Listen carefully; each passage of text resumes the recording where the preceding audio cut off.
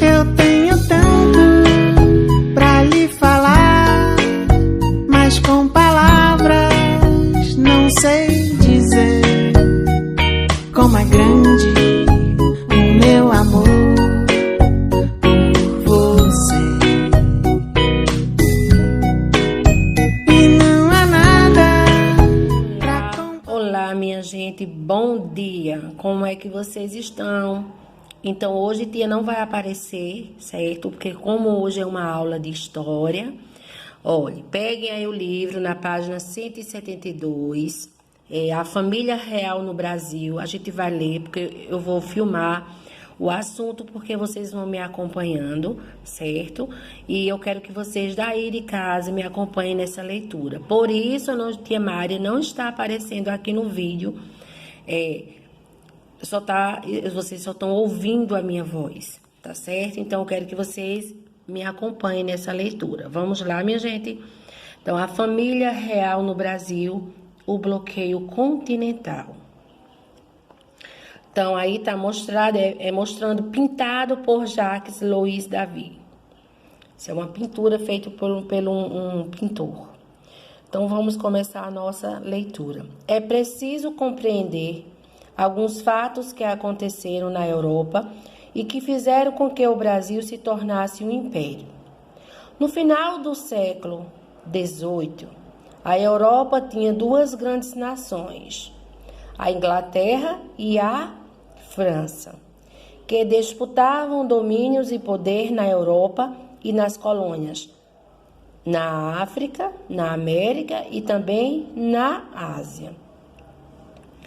Na Inglaterra acontecia a Revolução Industrial. Esse país se tornava uma grande potência econômica por meio do comércio dos produtos que fabricava e detinha um grande poder náutico. Na França, havia acontecido a Revolução Francesa, à frente do governo que estava Napoleão Bonaparte, que vinha conquistando territórios em toda a Europa. Nessa época, os países europeus eram obrigados a escolher se estavam do lado da Inglaterra ou da França. Por causa da briga entre essas duas nações, Napoleão decretou o bloqueio continental. Esse bloqueio continental era o bloqueio dos portos dos países aliados à França à entrada dos produtos ingleses. Com essa medida, Napoleão queria enfraquecer a Inglaterra, porque ela não teria como vender os produtos que fabricava. Portugal tentou ficar neutro nesse conflito, embora dependesse do dinheiro inglês, mas Napoleão já havia tirado a coroa de rei da Espanha e seguia para Portugal para obrigar o rei a cumprir o bloqueio continental. Sabendo que Napoleão estava a caminho de Portugal, os governantes e nobres portugueses não tinham outra escolha. Precisavam fugir para o Brasil. A fuga foi feita sob a proteção da Inglaterra. Foi a marinha mercante inglesa que trouxe a família real portuguesa para o Brasil. Dom João, em troca do favor da proteção inglesa, abriu os portos brasileiros aos produtos ingleses. Por meio desses portos, as mercadorias inglesas puderam chegar à região da América do Sul. Então, acontecimentos ocorridos com a chegada da família real ao Brasil. Com a chegada da família real ao Brasil, em 1808, a vida na colônia se transformou, novos órgãos e instituições foram criados. A vida cultural passou a contar com a presença de artistas e bibliotecas, escolas foram fundadas, etc. Entretanto, o povo português não estava muito satisfeito com a permanência da família real no Brasil. O acordo entre o rei de Portugal e a Inglaterra prejudicava os comerciantes portugueses. já que os produtos ingleses podiam entrar no Brasil. Isso significava que a vantagem comercial que os portugueses tinham de apenas eles poderem mandar produtos para o Brasil estava sendo compartilhada com os ingleses. Então, o sentimento para os portugueses era de que os papéis foram invertidos. Portugal havia se transformado na colônia.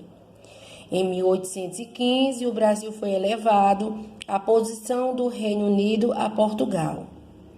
Com isso, o Brasil deixou oficialmente de ser colônia e passou a ser um reino ligado a Portugal por laços de amizade.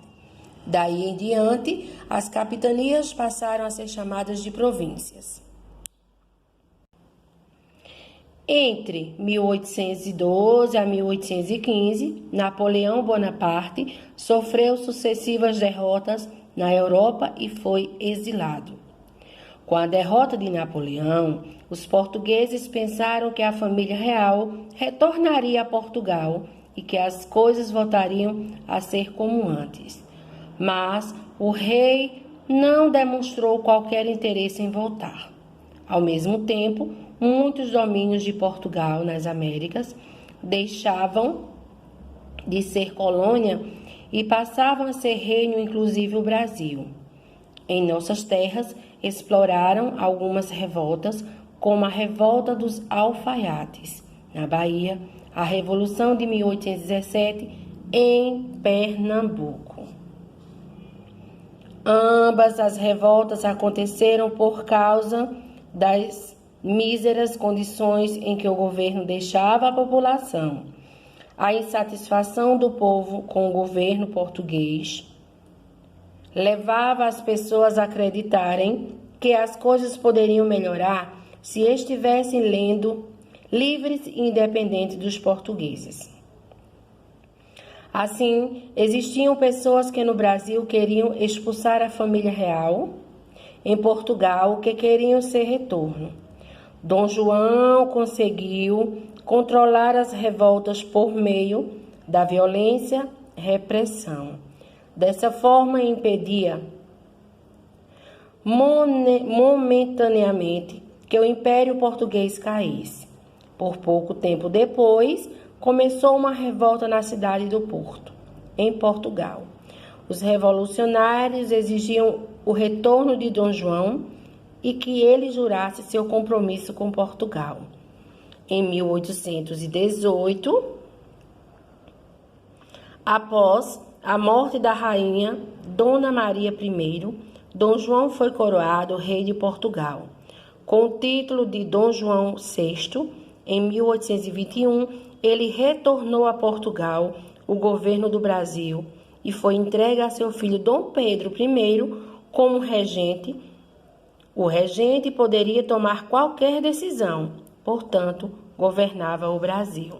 Então, minha gente, na página 74 é o exercício sobre...